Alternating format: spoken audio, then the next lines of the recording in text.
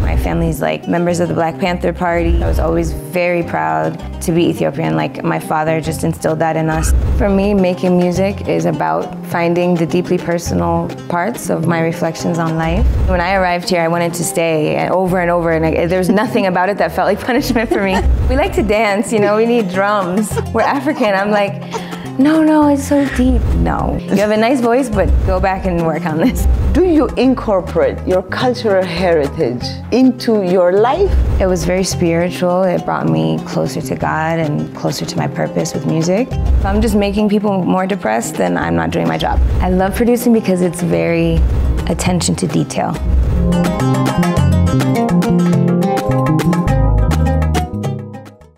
Good afternoon. This is your Pan-African show called Afreeqa with your host Seifu. We have gotten the opportunity to actually pop into somebody's work and actually get this very short interview with this amazing musician that has come to Ethiopia.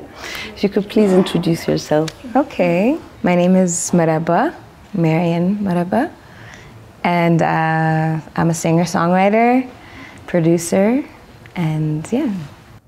As you said, I'm here. Exactly. Thank you so much. Thank you. So of course, my first question is going to be, I don't want to say why are you here? I'm glad you're here. But what is the reason behind you being here?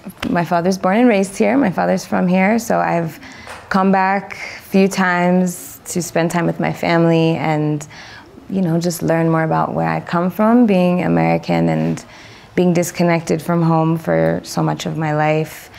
In my adulthood, I made a choice that it was important to me to establish more of a relationship with my family here.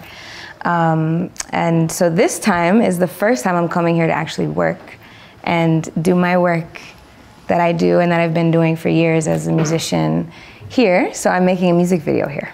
Beautiful. So now I'm going to dive into the questions. Okay. So you've had several albums, but your debut album, The Jungle is the Only Way Out, delves into the themes of identity, inequality, and love. How do you navigate such deeply personal topics in your music? I think for me, making music is about finding the deeply personal parts of my reflections on life. I'm not as interested in making songs. Like, it doesn't interest me to make music unless it's diving somewhere deep. I'm very inspired by the world and by watching, life play out for people. So I like to take those reflections, those bits of inspiration that come to me and really tell a story with my music. So it's actually easier for it to be deep for me. Living in Ethiopia as a teenager seems to have had a profound impact on you. At what age were you here? And how did that experience influence your music and your perspective on life? It was life-changing, for sure. So the story is my father. I was in America. I was in college for a year. And I surprised my parents by dropping out of college. And both my parents are professors. So as you can imagine, they weren't happy.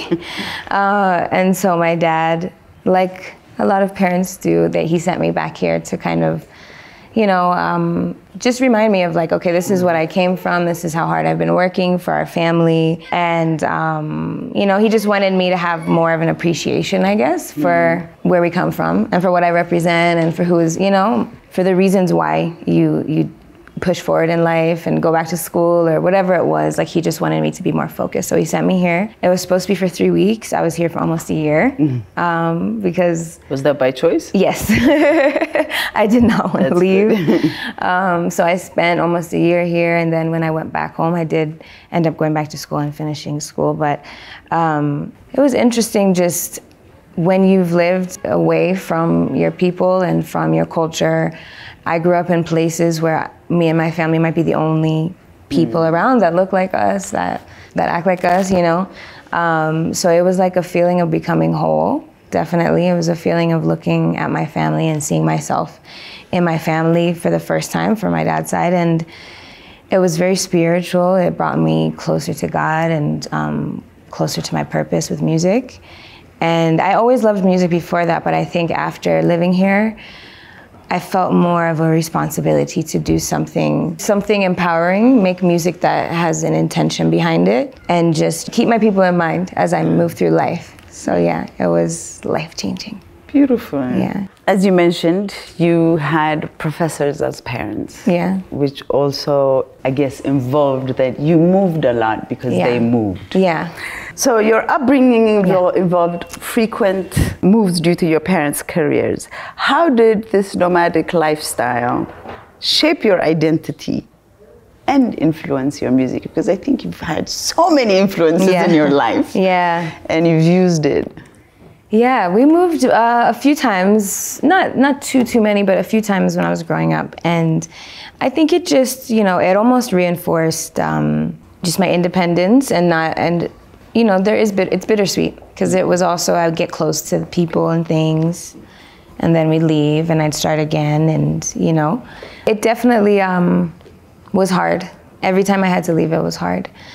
But it just taught me to, again, kind of the spiritual side of things, you know, that no matter where you are and, you know, you have a closeness to something that's bigger than whatever physical location you're in, you know, and it forced me into that more spiritual space where I got very close to, again, my purpose, God, my own family, because that was all I had. Like each time we moved, we start again together. So yeah, and it also just made me very understanding of people, like being around all different personality types, cultures, people. I think I grew a lot of patience for humanity over the years, you know, because I would be in very different environments, and you learn when you do that how similar people are. And most of us want very similar things in life, and you know, we may not always approach things the best way, but most people have pretty good intentions, I believe. So it made me love people a lot. I think it's an easier way to think of people, because otherwise it would be very hard to go from day to day. Yes, true.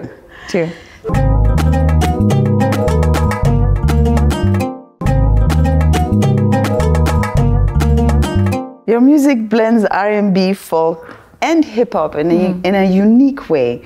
Can you share how these genres have influenced your sound and how you navigate blending them together? I think I've finally, at this point, reached a place where I think for my next album, you'll hear I think it's become just one uniform sound more than like a folk song here and a song where I'm rapping here.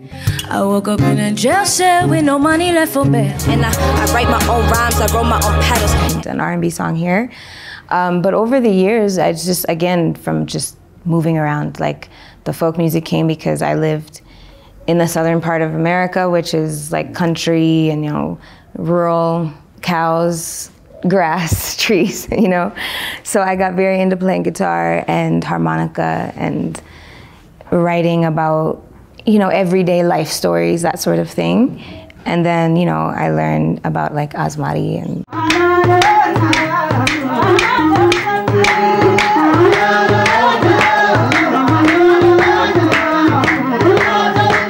or like a griot, and I'm like, oh, I was very inspired by that concept of being a storyteller.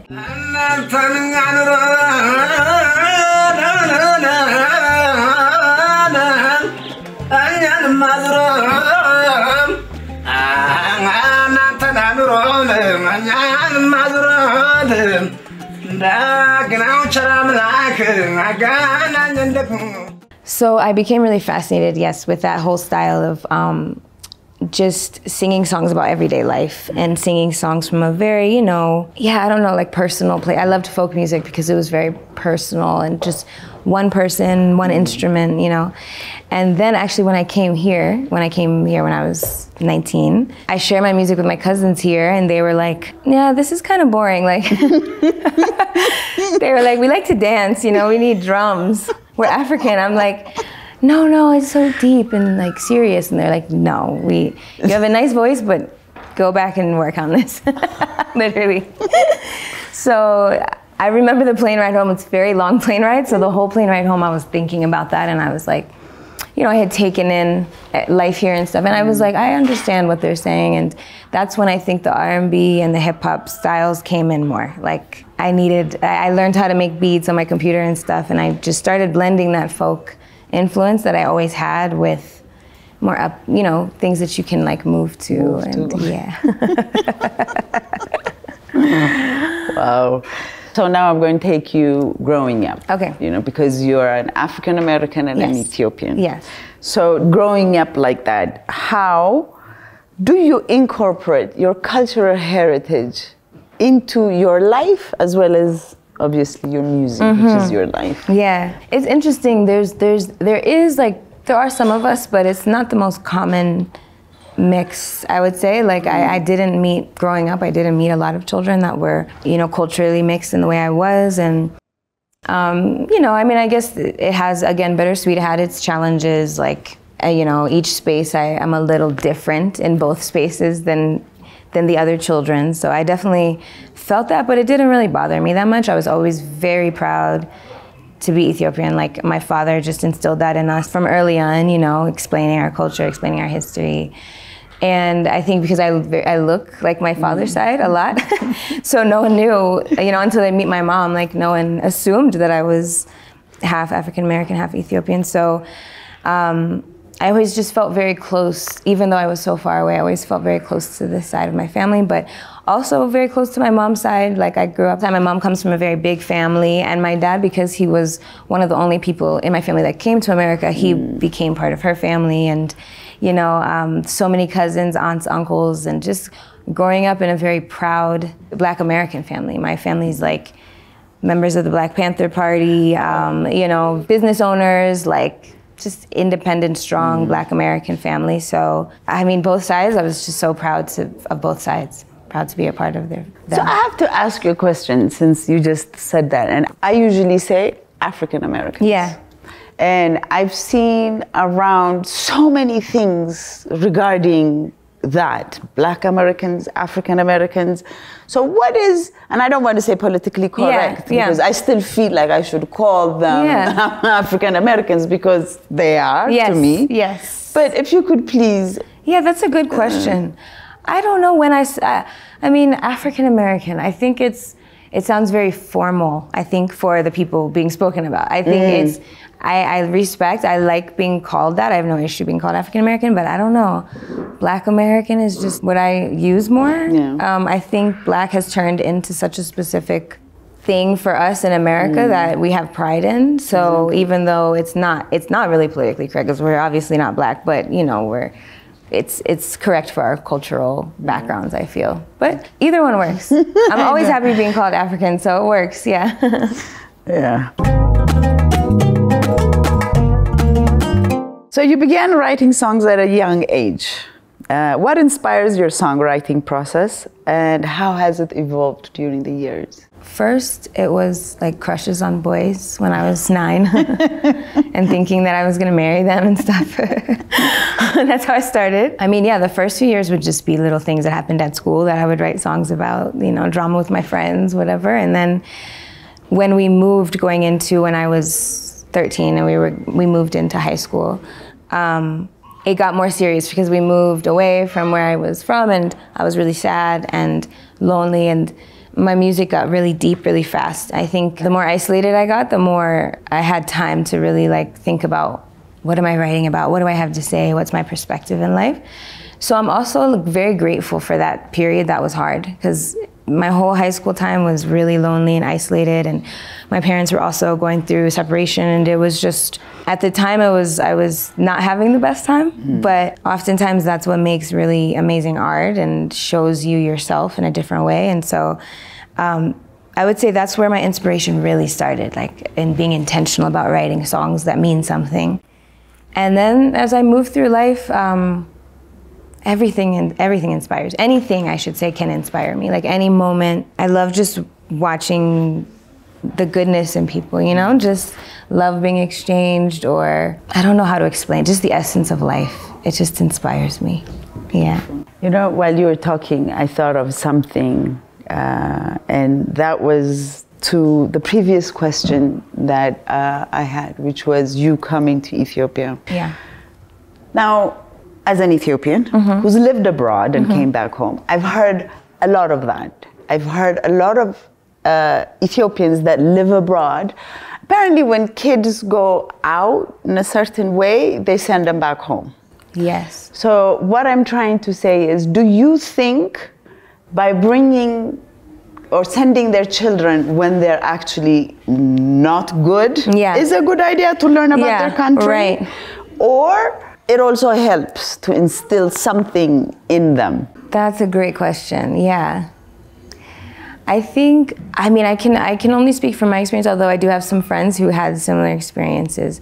I think to send your child here, like as a form of, I guess, punishment, you could say, it doesn't have the best, it's not the best concept, right? Because obviously when I arrived here, I wanted to stay over and over, and there was nothing about it that felt like punishment for me. So it's interesting that, I mean, I think that goes into a deeper conversation about when people move to America or to the West and they become, even themselves, maybe a little disconnected from where they came from, or they look at it like I moved here to advance, and so I'm going to send my child as a punishment back somewhere that I left and moved from, or, you know. So I can't say I agree with that concept as much as I love my father and understood where he was coming from. But I do think, to the second part of your question, I think it definitely helps just remind you or disconnect you from some of the elements of Western life that just don't matter, you know? And I just think that was the biggest part for me, is that it just reconnected me with some more basic principles of life, you know, and ways to show up with your family and with your loved ones, and everything you do with a kind of uprightness, you know? That's what I would say. I think it corrects a lot of symptoms of Western life. Yeah. Definitely. But you know, you always don't want that child to end up hating the country you want them to love. Yes. You know, it's like a double thing. Exactly. So you obviously were blessed. Yes. But then some other kids might not be. You're right. So, yeah, you're totally right. How do you see your role as a storyteller within the music industry? And what stories do you aim to tell through your music? I think I'm definitely meant to tell stories of, I would say, hope, resilience, love, as much as possible, like positive displays of love, although things get complicated. So I have a few not so positive love songs too, but, you know, just, I think hope is a big part of my music. Like, I think that theme runs through so much of my catalog, is just instilling this sense with the gifts I have that life is worth continuing on and feeling joyful about, or excited about, or happy about. So in the music industry in America, that's not the popular thing right now, I would say, is that concept. And it hasn't been for a long time. I do think that it's slowly getting better. Again, it's coming around again. But the people I look up to are artists who empowered and spoke life into people listening to their music. Always, those are still my favorite artists. Ever since I was little, those are my favorite artists. So for me, even if it's not as common now, that's what I was built on. So it feels very second nature to me to carry that with me. If I'm just making people more depressed, then I'm not doing my job, basically. Right. We're already there. Yeah, we're already there. We're good on that, yeah. So as a multifaceted artist, you not only sing and write music, but also produce. How do you approach producing your own music, and what do you enjoy most about the producing process? I love producing because it's very attention to detail. It's like, I'm a Virgo, so I really like just picking away at things for hours and hours. And I think performing is so free and fun, and you're entertaining everyone. Production is so solitary. Like for me, I make a lot of things on my own, and I can just, I don't know, I like the meticulousness of it. I like how I can carve, it's like painting, or like carve out a sound that I haven't quite heard before.